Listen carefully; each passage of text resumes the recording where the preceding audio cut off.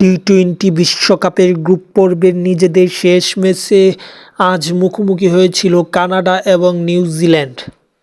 প্রথমে ব্যাট করতে নামে কানাডা, সেখানে শাওয়ারমার ৬৫ বলে ১১০ রানের ইনিংসের মাধ্যমে কানাডা নির্ধারিত ২০ ওভারে ৪ উইকেট হারিয়ে ১৭৩ রান করেছে।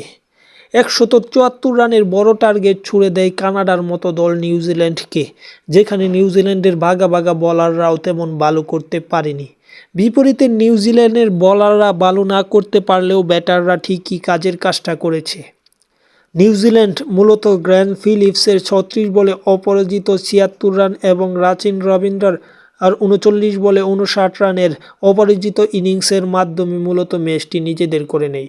২ উইকেট হারিয়ে তারা নির্ধারিত ২০ ওভার খেলতে হয়নি ১৫.১ ওভারে ১৭৬ রান করে এবং তারা কানাডার দেওয়া সেই লক্ষ্যটা ছুঁয়ে ফেলে এবং ম্যাচটা তারা জিতে যায়। ৪ ওভার ৫ বল মানে ২৯ বল হাতে রেখে পাশাপাশি ৮ উইকেট হাতে রেখে ম্যাচটি জয় লাভ করে নিউজিল্যান্ড।